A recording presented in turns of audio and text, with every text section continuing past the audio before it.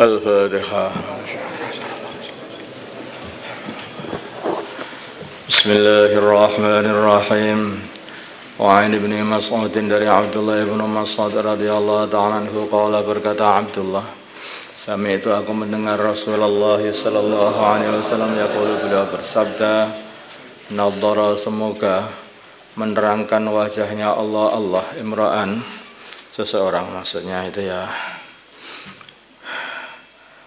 apa itu, memuliakan maksudnya. Allah memuliakan, semoga Allah memuliakan dia.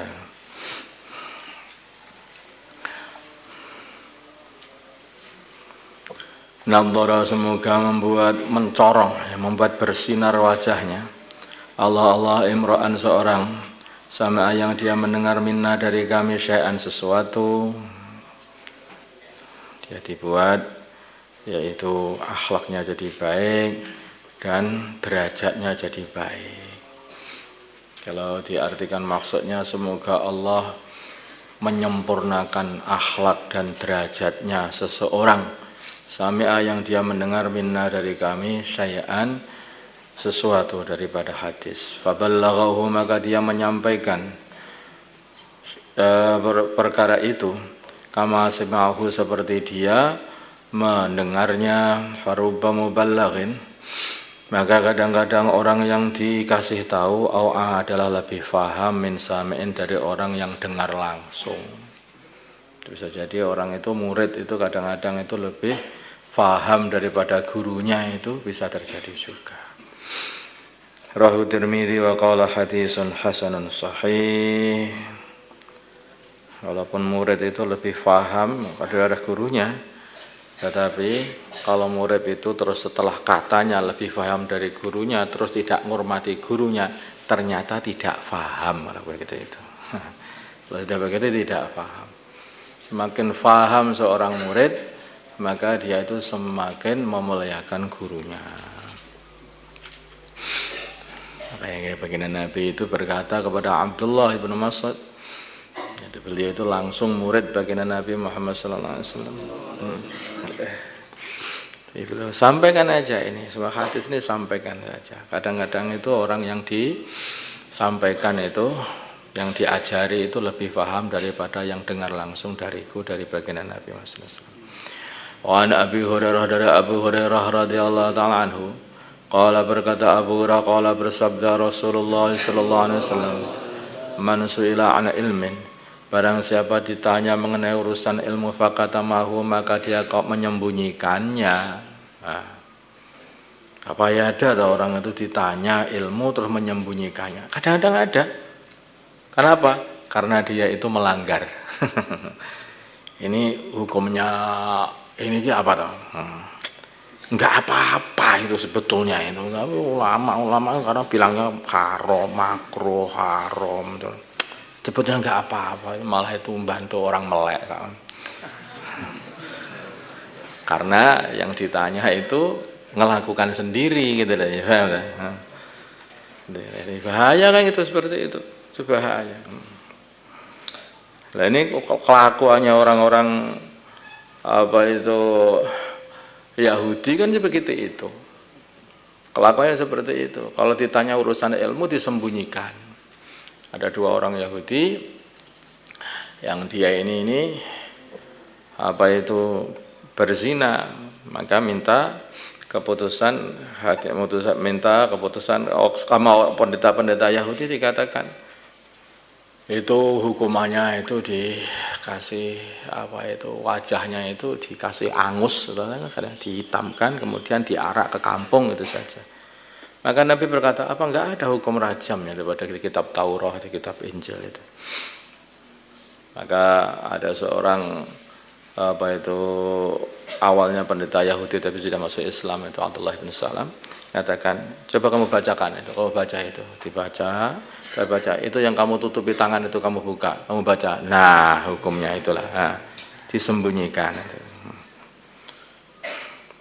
Uljima, maka dia akan dikekangi yaumil kiamat, pada hari kiamat, bilijamin minar, dari kekang daripada api, dengan kekang daripada api. Rawahu Tirmidzi wa qala hadisun hasan, karena mulutnya ditutup, tidak mau membicarakan ilmu, ganti di akhirat ditutup dengan api. Hijam itu apa? Itu sesuatu yang dimasukkan dalam mulut kuda lah, ya. Sehingga kuda itu nggak bisa berbuat apa-apa itu. Oh, asik mulut itu. Ya, terkasih itu dalamnya api, terus gimana itu rasanya itu? Karena lesannya ini dulu tidak mau bicara urusan hak, maka akhirnya ganti dibakar lesannya atau lidahnya nanti di neraka dengan api neraka.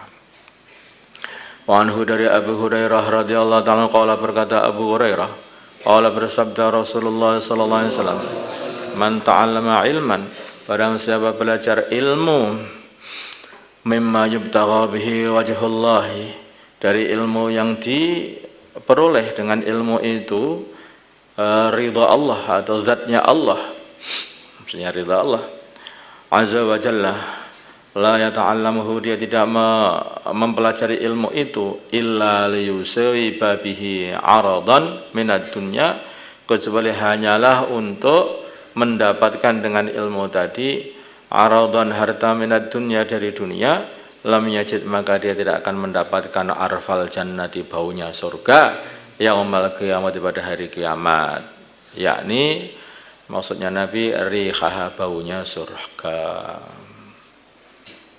Nah, jadi orang mempelajari ilmu agama niatnya untuk cari dunia. Nah, dunia ini apa? Dunia ini apa sebetulnya? Loh, dunia ini kadang-kadang bukan hanya harta saja. Dunia ini ya harta, ya tahta. Banyak orang ulama mengatakan dunia itu harta, tahta, dan wanita katanya. Ya sebetulnya begitu. Dengan harta dia akan banyak makan. Ketika sudah banyak makan, ya, dengan harta dia itu akhirnya bisa memperbanyak istri, ya, wanita. Dengan harta dia akan mendapatkan tahta, ya, sangkok sana kasih duit sana jadi lurah. Maka dunia itu terusannya begitu. Terusannya seperti itu. Jadi awalnya itu ya dari apa itu makan. Awal dunia itu sebenarnya makan loh. Kalau kamu teliti. Karena dia pengen makan yang lebih banyak, maka akhirnya cari harta. Kumpulkan emas untuk beli makanan. Ya. Ketika dia sudah beli makanan banyak, makanannya bergizi, daging, telur, ya, maka akhirnya syahwatnya meluap. Betul ya? Ketika syahwatnya meluap, akhirnya pengen yaitu istri yang lebih banyak, budak-budak, wanita-wanita. Nah, pengen begitu. Begitu sudah itu banyak, maka kepuasannya belum lagi datang.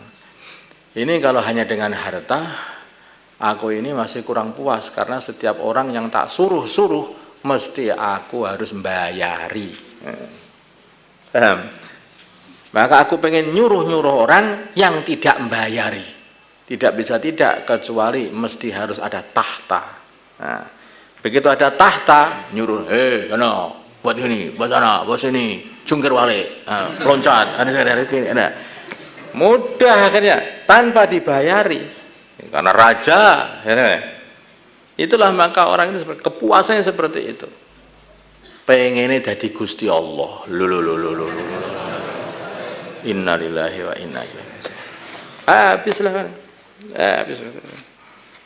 Makanya itulah, cari ilmu agama kalau dibuat untuk kepentingan dunia, maka dia tidak akan mendapatkan baunya surga. Rawahu Abu Dawud bi isnadin sahih wa an Abdullah bin Amr bin Al-As radhiyallahu ta'ala anhuma.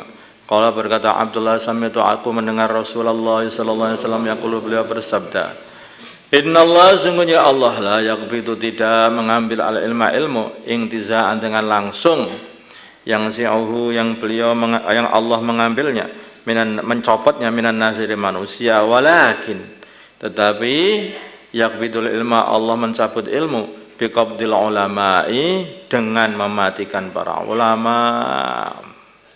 Di caranya itu Allah kalau mau mengambil ilmu itu bukan langsung brung, tahu-tahu orang nggak tahu, enggak. Sedikit demi sedikit. Orang yang tahu agama, orang yang mengerti Allah, yang paham Rasulullah, yang paham perjuangan Rasulullah, itu lama sedikit demi sedikit dicabut satu sampai orang itu jadi nggak ngerti, nggak ada yang bimbing, akhirnya jadi nggak ngerti.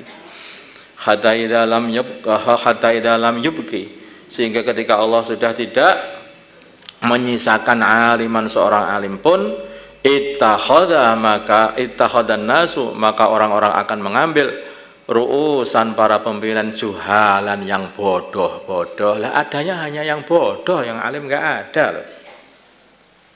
Yang alim enggak ada. Terus bagaimana? Nah, akhirnya pimpinannya jadi bodoh-bodoh. Fasu'ilu maka para pimpinan itu ditanya, fa'alta maka mereka berfatwa bi ghairi ilmin, dengan tanpa ilmu. Fadallu maka mereka tersesat, wa adallu dan menyesatkan orang lain. Muttafaqun alaih. Jadi kayak apa? Setiap hari itu, setiap kita teliti zaman itu, hari demi hari tambah lagi, hilang lagi, orang alim hilang lagi, terus sampai nanti akhirnya hilang, musnah orang alim. Yang ada hanya orang bodoh saja. Tidak ngerti Allah, tidak ngerti Rasulullah, tidak ngerti akhirat, sudah. Orang bodoh itu gimana tuh orang bodoh itu? Nah, itu banyak alim sekarang, komputer banyak. Nah, gitu, banyak orang alim. Tinggal buka komputer saja ilmu masih ada. Nah, sudah saya bilang itu. Jadi hakikatnya alim itu gimana? Tahu orang yang dia ini mempelajari ilmu, dengan ilmu dia ini dia tambah takut kepada Allah. Itu loh. Takut kepada Allah, takwa kepada Allah, itulah orang alim. Hakikatnya orang alim. Kalau orang itu hanya belajar sana belajar ini, tetapi dia itu tidak tambah takut kepada Allah, ya tak? Bahkan tambah maksiat kepada Allah, terus itu bukan orang alim. Orang kafir pun bisa. Orang kafir mempelajari Islam, mereka bisa menghafal hadis, mereka juga membuat indeks Al-Quran, mereka juga bisa macam-macam orang-orang kafir itu. Tapi mereka alim? Tidak, wong dia Gusti Allah nggak paham. Kalau paham mesti iman. Kalau paham mesti iman. Orang belajar ilmu agama kalau faham mesti iman, kalau faham mesti takut kepada Allah, kalau faham mesti ngamalkan agama, kalau faham mesti beramanah, kalau faham mesti dia ini tidak akan berbohong. Bagaimana bisa berbohong di hadapan Allah? Kok berbohong? Kalau faham dia mesti ikhlas.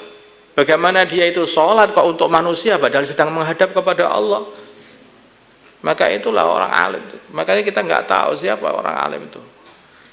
Orang yang faham betul kepada Allah Subhanahu wa taala. Kefahaman seperti inilah yang tidak akan habis sampai akhirat.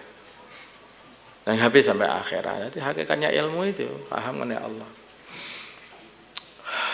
Kenapa tuh orang bohong? Karena dia ini bodoh. Dia sedang diawasi Allah nggak terasa. Kenapa orang itu kok bermaksiat? Dia itu bodoh itu. Dia itu sedang di hadapan Allah kok bermaksiat. Sebetulnya kan begitu. Maka Allah katakan innama yakhsyallaha min ibadihil ulama. Yang takut kepada Allah ini adalah dari hamba-hamba Allah adalah para ulama. Orang yang faham, alim, mengetahui dia ini sedang diawasi oleh Allah Subhanahu wa taala. Innal ladzina qalu rabbuna Allah tsumma istaqamu. Ini ya, kisah seperti itu hanya para ulama sebetulnya. Istiqomah, ada rasa selalu diawasi oleh Allah, selalu merasa dipelihara oleh Allah. Nah, terus istiqomah. Tatanazzalu alaihimul malaikatu alla takhafu wa la tahzanu wa abshiru bil jannati allati kuntum tu'adun. اللهم صل على سيدنا محمد وعلى ال سيدنا محمد وما صليت على سيدنا ابراهيم وعلى ال سيدنا ابراهيم وبارك على سيدنا محمد وعلى سيدنا محمد وبارك على سيدنا ابراهيم وعلى ال اللهم ارحم امة سيدنا محمد اللهم اغفر لأمة سيدنا محمد اللهم